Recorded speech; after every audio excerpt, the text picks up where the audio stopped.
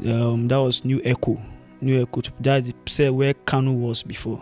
Nnamdi Kanu, New Echo. So they kept us in first. I was kept in the cell close to Kanu. I was in cell 10, while Kanu was in cell 8. So they had Nnamdi Kanu. Yes. So did you see him in detention? We even discussed for good 19 days. Oh, you discussed? Yeah, I even gave him Holy Communion. Yes. Nnamdi Kanu. Yes, I gave him Holy Communion. Wow. Hello everyone. Welcome back to Trending Nigeria. I'm Adenuga Project. Today, we take a closer look at the viral testimony of the Nigerian man whose shocking revelation about his time in DSS custody has stirred national attention. In his account, he narrates how he unexpectedly found himself inside a security holding facility, where he claims to have met several detainees, including high-profile IPOB leader Nnamdi Kanu and others he says were held for long periods without transparent legal explanation. His story has sparked fresh conversations around human rights, detention procedures, and the broader justice system in Nigeria. In this report, we break down his experience, the public reactions, and the questions now emerging from citizens and observers across the country. So when DSS picked you guys up, can you tell us the story of what unfolded? So at first they called the police. The police said they are not interested, that they cannot arrest us, that we didn't commit any crime, that they didn't see us protesting or they didn't see us bringing any placard or banner. Yes, so or cause any violence. Say it's just people that came to church and wore t-shirt, and so the police refused. So the police were there. So when the pastor said brutalize them and hand them over to the DSS, not knowing that he has already called the AGF. What's AGF? The Attorney General of the Federation. So how did I know he called the AGF? When the DSS came in their numbers, they took us. We went to the DSS facility. So when we entered the DSS facility, they took us to one office. So the DSS guy now called the Aoga. It seems he called the director. So it was Hausa he used. And I said, "Poleneche anchemo aje wana yara anam for safekeeping." In English, it means Poleneche said we should keep these guys here for safekeeping. So I was just convinced that, okay, so this is the game that he wants to play. So when he took us to the DSS facility, they stripped us naked, actually. We were naked, they kept us in one room. Then after then, they took us to the cell where we were. That was New Echo. That's the cell where Kanu was before. Nnamdi Kanu, New Echo. So they kept us in, first, I was kept in the cell close to Kanu. I was in cell 10, while Kanu was in cell 8. So they had Nnamdi Kanu. Yes. So did you see him in detention? We even discussed for good 19 days. Oh, you discussed? Yeah, I even gave him Holy Communion. Yes. Nnamdi Kanu. Yes, I gave him Holy Communion. Wow. And he even told me that, he even sent me a message out to them that time. He was telling me, when I asked him about the woman they arrested him with, it was like the government are doing propaganda. That was the first story they told about him, 2015, when he was arrested, that he was arrested with a woman. That this one in Kenya, that's the same narrative that they want to bring, that they should tell Nigerians to disregard the report. That even though Nigerians will believe the report, they should provide the woman. They should provide the hotel that is with a woman. So we had several discussions, and then the Sunday Igbo guys were there. So it was like the Revolution Now comrades and the IPOB and the Oduduwa. We had a serious debate there. So we had to come to an agreement. So all of them had to agree that Kanu is the same agitation with them, and they all had to come to an agreement. There must be a revolution before a secession. So we had a lot of discussion there. Now, what was your experience like in DSS facility detention?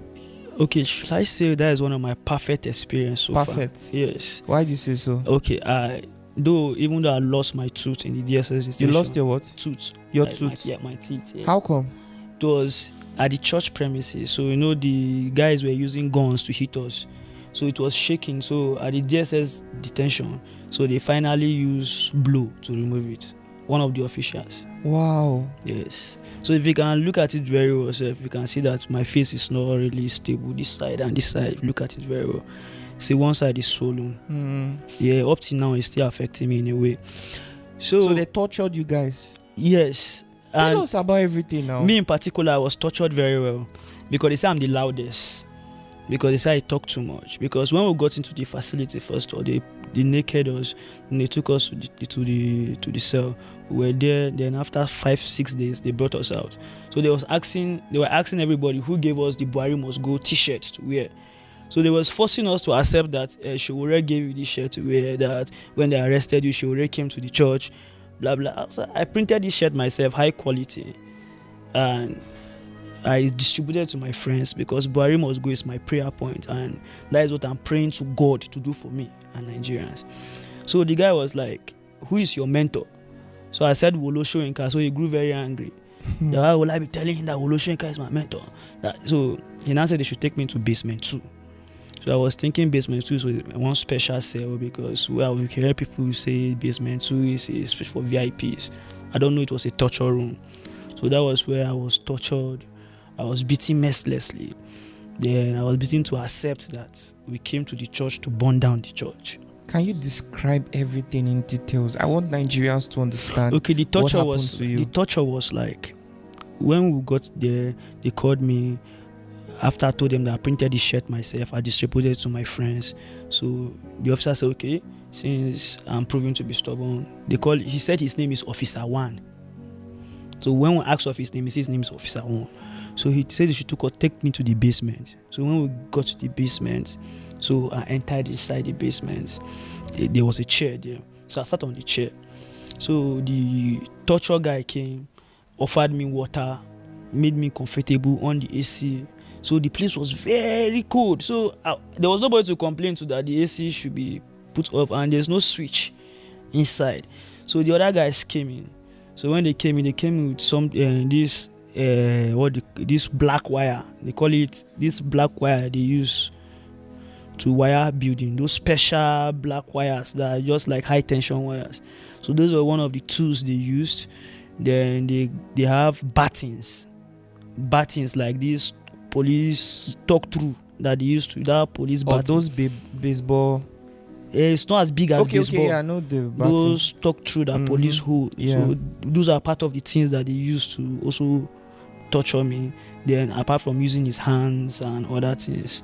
So that was how they tortured me, and they take me back to my cell because we were arrested with a blind guy actually. So and my hope was that since Polynesia usually collect crutches from people, I was thinking the blind guy would see, but the blind guy actually was detained with us instead of performing the very biggest miracle. People should know that he's a man of God.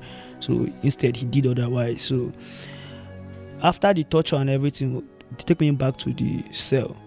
So one thing they did that was very funny, I was discussing with Nnamdi Kanu. So some of the Boko Haram, because we were in the cell with both Boko Haram and Sunday Igboho guys and some other people.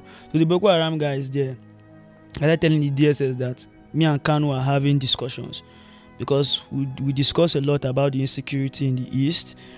I even accused him of some things which was trying to clarify that those are government propaganda. Some of the things were like, why are ESN killing people, innocent people in the East, and why is IPOB proscribed? So after much discussion, that is where he gets to even tell me that some IPOB members have been taken to Wawa barracks, which me myself I traveled there to confirm that that's the truth. So he also told me that he doesn't encourage people to kill people, that he only encouraged ESN to protect the East from all these Fulani herdsmen and insecurity. So, but mostly how we communicate most times in the night around 2 to 4. Then during the day we write. Then there's like a box. Did you see him physically? We communicate physically. You saw him face to face? Yes. Okay. So we write on a paper, put it inside one box. The box has a long rope, like this kind of, it's like a bucket, but the bucket is half. We cut the bucket into half. Then there's a rope tied to the bucket. So if you finish writing what you want to write, or if you want to even send food to somebody, you put the food inside, you throw the rope to this person's cell. Then the person will drag the rope, then remove what you sent. Then if you want to send back to you, he will throw the rope to you, then you drag it, then the bucket will come to you. So that was the best way we were communicating. So we were discussing for over 19 days. So After that 19 days, they were about to take us to court. So when they were about to take us to court, so the Boko Haram guys snitched on us. The Hamas Nnamdi Kanu had been discussing with us that they should search us. So when they searched us, they saw a letter that he wrote that we should give Shiwore. But the mistake I made was he sent that letter in the morning. I was unable to read that letter because I know they will be taking us to court. So we put the letter in the blind guy's trouser inside his boxers, thinking that they will not search. So that morning they searched us. So they removed the letter from there. So they were asking the blind guy who put the letter there. So they know it wasn't the blind guy, but they know it was one of us. So after beating us there, they collected the letter. So when we came back, they changed everybody from New Echo. So they removed us from New Echo. They took us to Old Echo, where we were with Frank and Kelvin, Emeka and Gonadi, and some other guys that were also arrested. So that is where the sweetest part of the DSS detention started, because then we started a protest in the DSS detention about one of the Sunday Igboho guy that they want to cut his hand because he was shot on the hand. So when they cut his hand, so I protested. We led the protest in the DSS detention. I was still tortured for How leading are the you protest. leading a protest in DSS detention? We organized. How? Okay, we were talking to prisoners why a revolution is needed, why Buhari should go, and most of them they were talking to them, telling them according to the law, point of law, some of them that were innocent. We were preaching the law to them, telling them, you didn't do anything. The law says that you shouldn't be here without trial. The law said that you shouldn't be arrested more than 48 hours without being taken to court. So most of them were ignorant. So when we begin to convince them, we begin to tell them, what brought me here is Buhari must go. And I've been here since. I'm not depressed. I am not depressed. I am not like trying to feel bad. I am just agitating for Buhari should go. So I think if they should join us to agitate for Buhari should go, and we'll make this DSS detention miserable for both the cell guards and everybody, I think they will listen to them. And all of them, in detention, when everybody sees something like liberation, they always want to cling on to it. So they were very happy to even receive me. I was even giving the Minister of Justice there, which I appoint Kanu as the DSS chapter revolution now. Are you serious? Yes. Yeah. So that was how we mobilized those guys. So we protest. We do our protest starts 7 o'clock to 9 o'clock. We chant song like, "Who is a tyrant? Buhari is a tyrant. Suwe. Who is a criminal? Buhari is a criminal." So we chant songs like that. We also try to make a lot of noise, make the place ungovernable for them. So we're doing that continuously. Though we're tortured. After I do that, sometimes when it's very loud, they'll just call us, or 5 of us, they'll beat us up. But mainly they beat us up. When those people want to pity us, we'll tell them that they shouldn't pity us. That is the reason why we should agitate them more. Because if you don't agitate them more, these people will not listen to you. So, and also, aside from that, I also realized that many people there, just like a guy that I met there, Emeka and Gonadi, how we started communicating was when he saw me there, he saw that you were arrested for Buhari must go. What did you do? Then I discovered that the guy was arrested for liking and commenting on a post. Are you serious? Yes. Just because he liked and comment on a post. So I was thinking it was post? IPOB post. So I was thinking it was like the story is not clear, because I was thinking this guy should be lying. Why will you just like and comment on the post and then DSS will arrest pick you up? Then when I came out of detention, I investigated the matter. I discovered it was true. I took up the matter. We went to court. We got 2 judgments, and up till now, DSS hasn't provided that guy. They took him to Wawa Barracks, where he has been detained. What was Wawa Barracks? It's a barrack in Niger State after Kainji Dam. Yes. Where DSS carry IPOB members or people that they just arrest randomly. They take them there for them to suffer and die. Yes. So after confirmation, we got 2 judgments. They refused to release the guy.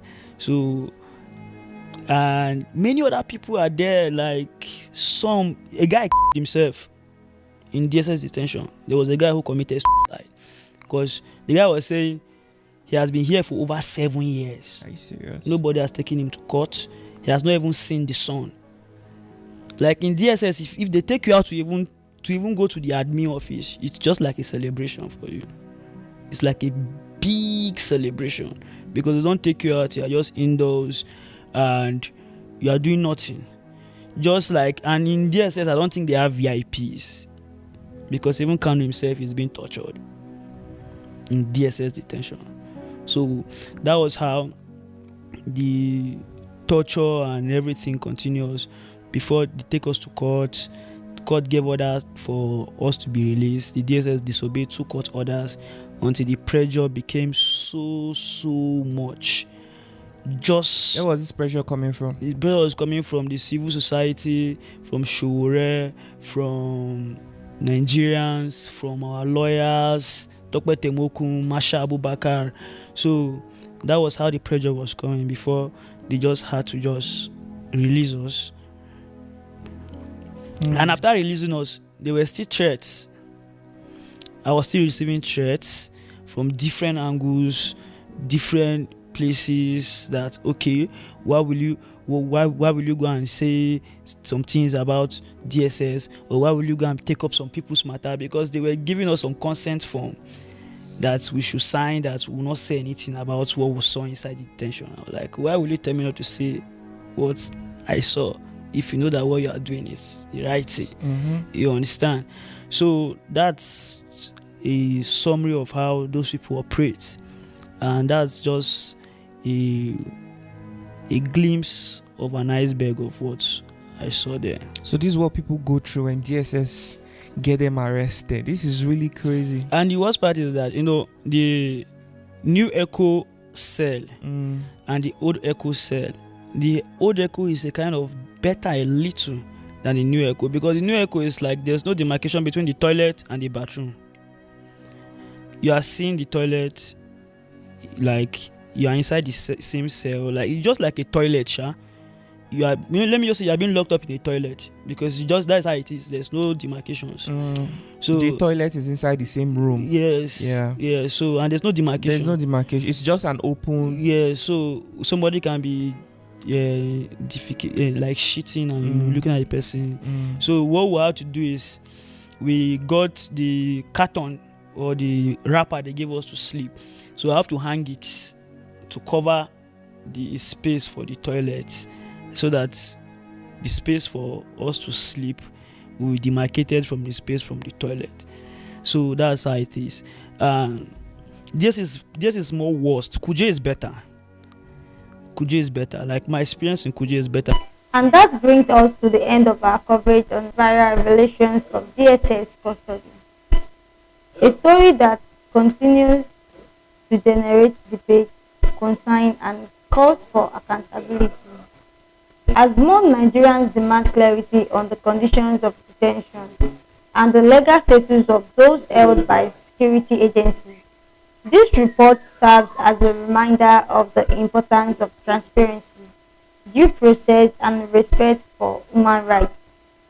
We will continue to monitor reactions, official statements, and any new developments surrounding his claims. Thank you for watching Trending Nigeria.